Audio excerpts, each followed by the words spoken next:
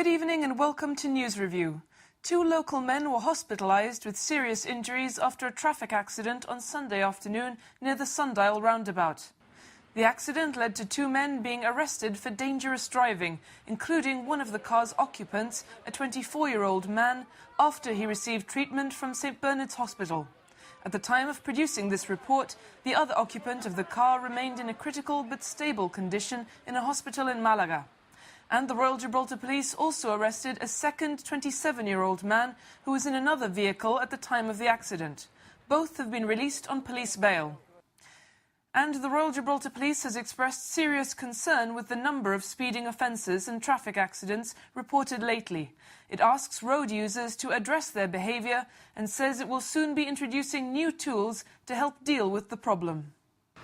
The RGP's appeal follows yesterday's serious traffic accident and the results of its continued roadwatch campaign, which show high speeding figures. Over 4,000 people reported over the summer months, with a further 112 only last week. It believes, despite its continued efforts, there's a lot of bad driving on our roads. We are concerned because we continuously operate Operation Roadwatch throughout the course of the year. We are reporting people for process during the course of this operation. We're trying to educate people, we're trying to instill awareness, but at times we feel that we're hitting a brick wall. But are you satisfied that the RGP is doing enough? Shouldn't you perhaps be targeting those problem areas, hotspots, more efficiently? We are policing those hotspots, and that's a very good question. Our officers are tirelessly out in areas such as Gibraltar Road, Rosa Road where we're on today, Winston Churchill Avenue, where people do go above the speed limit. What's wrong is that people have an element of responsibility here, and if we find that people aren't reducing their speed, then these things will happen. We have to educate people more, we have to instill more awareness, but the public have a big factor to play here too. You say the police is doing its best, so why then do we continue to see so many people being arrested on speeding offences and so many accidents on our roads? Well, it's bad driving, and it's just sheerly that, bad driving. People drive in Gibraltar from A to B, and they don't take into consideration the other people, other road users that are on the road. We find that people don't indicate, motorcyclists overtaking on the wrong side of the road, and this is continuously happening. And it is a tireless campaign, but the Royal Gibraltar Police is committed to this campaign, and we will continue to look for new ideas and new innovations. I mean, we're going into the Christmas period now. We will be extending our Road Watch campaign and our drink driving campaign, so people will see us out there in numbers. The RGP says it takes the matter very seriously and confirms it's working closely with the government to introduce new tools to help improve the situation. The pointage system has been part of our campaign for many, many years, and I'm glad to say that there is progress. But obviously, like everything, it takes time to implement a good, robust system. What about introducing speed bumps and fixed cameras in these problem areas? Do you think it'd go a certain way in reducing the number of accidents? That happens. Our traffic officers continuously meet with the Ministry of Transport to look at ways of reducing the speed that people travel on our roads. Speed bumps is another tool that we can use. But we must remember that this traffic accident that we saw this weekend was a traffic accident for your viewers who have been down there and seen the actual damage that had been caused, was one about speed. It was all about speed, and if other people would have been on that footpath on that day in question, it would have been a weekday where a lot of cross-frontier workers use that area. We could have seen quite a few fatalities. Thankfully, that was not the case. What we do have is two young men critically ill in hospital. With awareness and education top priorities, the RGP says it's committed to its varied campaigns throughout the year. Its message, though, is a clear one: kill your speed and drive responsibly with due consideration for others. The government has commissioned a legal opinion on the meaning of the term innocent passage when describing the presence of foreign state vessels in another country's waters. The move has been prompted by the persistent Spanish incursions into British Gibraltar territorial waters. Earlier this month, the Spanish Navy ship Vencedora sailed past Europa Point, clearly within Gibraltar waters. While many saw this, and indeed many other similar incursions, as a provocation, the Foreign Office described it as an act of innocent passage. The Gibraltar government's decision to seek clarification on what this expression means would appear to suggest that its and the UK's opinion do not exactly coincide.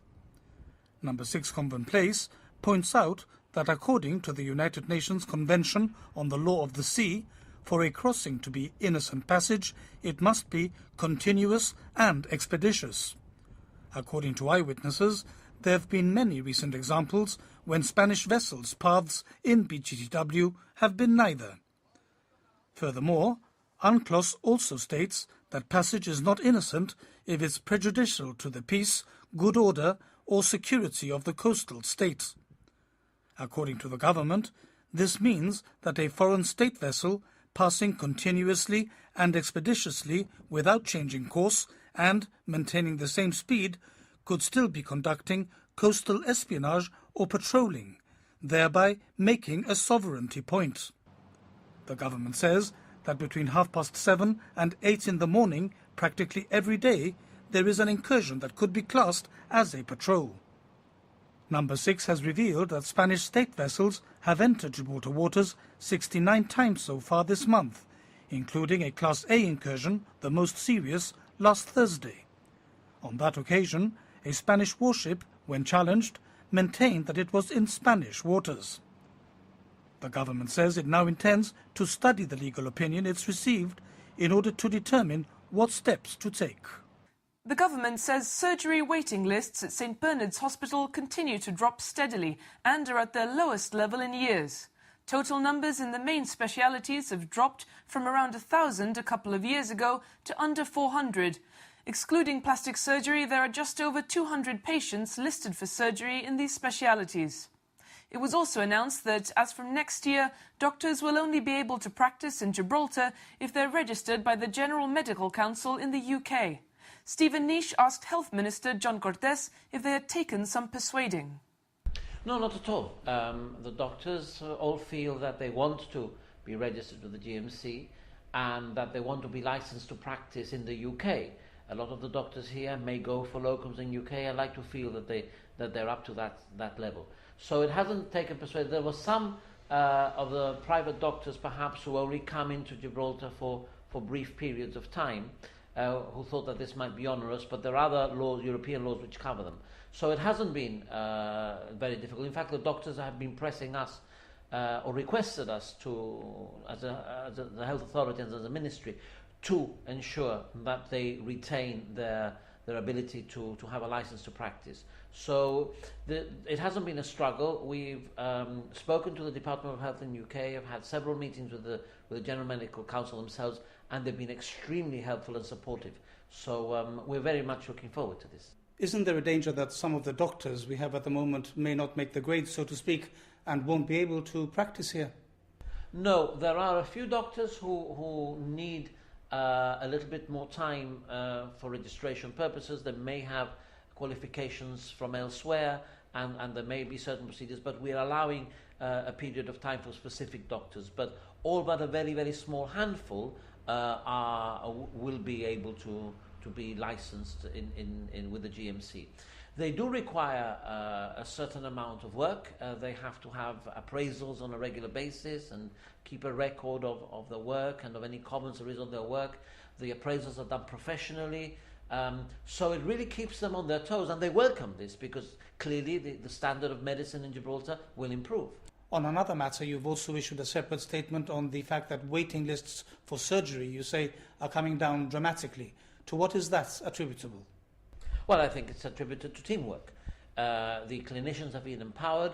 We have the doctors and the nurses and the admin staff working together in order to improve the performance. They're being encouraged by management and by myself. We've opened a third theatre so that when visiting consultants come, we don't have to cancel lists. When doctors are away, instead of having the theatre unused, other doctors are coming in and taking patients off the waiting list. So there's a dynamism now in theatre which I haven't seen before, and I'm really, really pleased and proud. It's essentially the work of the team, and they are. I have to sing their praises. That, together with day surgery, which has revolutionized the way we do surgery in Gibraltar, which has meant that there are virtually no cancellations now due to lack of beds, all these things together, led by the clinicians and the support staff themselves, has made all the difference. The praise goes to them. Works at Charles Bresson House have resumed, but only after school hours.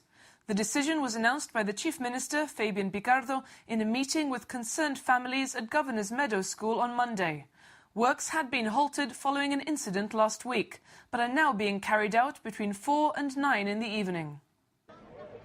There was perhaps more activity than usual today outside Governor's Meadow and Bishop Fitzgerald School.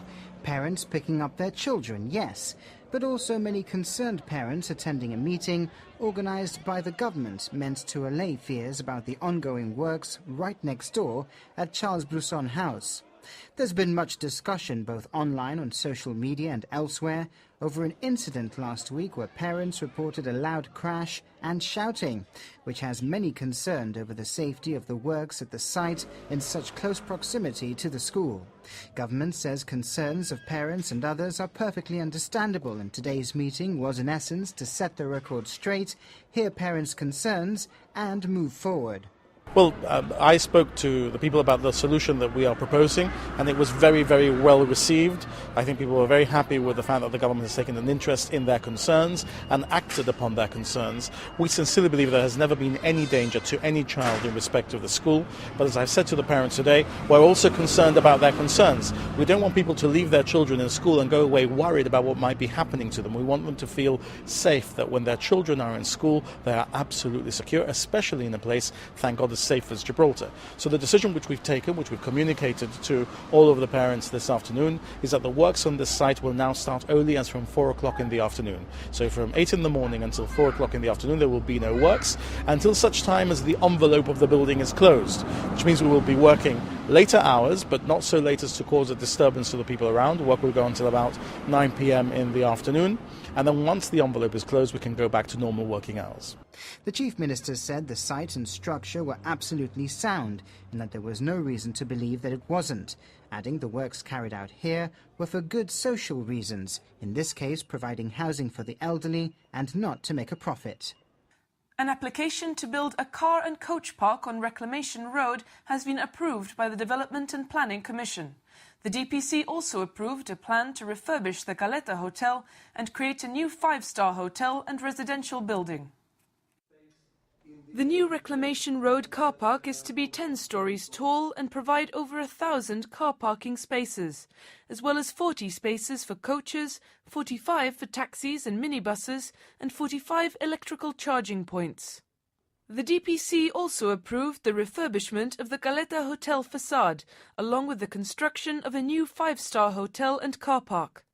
Plans for a new residential building to the south of the hotel were also approved.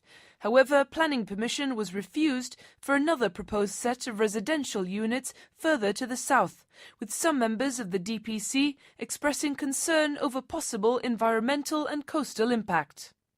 The DPC also heard a proposal for the refurbishment and redevelopment of the old police barracks on Castle Road. The design allows for the creation of 64 residential units, including 24 affordable flats, and for a public square on top of a 2-level car park. The proposal would require the demolition of 2 of the complex's blocks, one of these for reasons of structural integrity. The application was approved on the condition that the architects review whether it's necessary to knock down the other block. And a proposed 2-story office extension to the Gib Telecom building in John Mackintosh Square has also been approved. The design includes a glass facade, an extended area for customer services, and a lift intended to run on solar energy. The auditors of Mahrache & Co. have hit back at the liquidators of the collapsed law firm, arguing there are no reasonable grounds for the £28 million legal action started against them. The matter is set to come before the Supreme Court early next year. Last week, the Mahrache liquidators confirmed they're suing a local accountancy firm for negligence, breach of duty and dishonest assistance. Adrian Hyde of Chantry Vellacott and Edgar Lavarello of PricewaterhouseCoopers are looking to recoup £28.4 million owed to creditors of the collapsed law firm. But lawyers acting on behalf of the Marache auditors, who cannot be named due to reporting restrictions, have asked the Supreme Court to dismiss the claim on the basis that there are no reasonable grounds for bringing it. They've also argued the claim is an abuse of process, as the liquidators are acting on behalf of Marache & Co. and also the estates of the Marache brothers, Benjamin, Isaac and Solomon, who were found guilty of conspiracy to defraud. The argument is that by reason of the brothers' illegality, the liquidators cannot sue on their behalf. Marache & Co. was terminated in February 2010 and its assets were sold and used to pay creditors, but many creditors are still out of pocket. The liquidators are looking to recoup some of that money from the Marache's auditors, who they claim acted in breach of contract or negligently. They also argue the auditors were party to the conspiracy to defraud. The matter is set to be heard by Mr. Justice Jack in March next year. A local man who faced a Supreme Court trial for wounding and assault was acquitted by a jury. 18-year-old Omar Choli was charged nearly 2 years ago after an incident in a local nightclub. The jury heard how the defendant punched the complainant in the face and smashed a glass over his head after a confrontation. Mr. Choli's lawyer, Owen Smith, told the court that the attack had been provoked and was an act of self-defense. Mr. Choli was found not guilty of assault occasioning actual bodily harm, wounding and wounding with intent. We'll be back with more of this week's news after the break.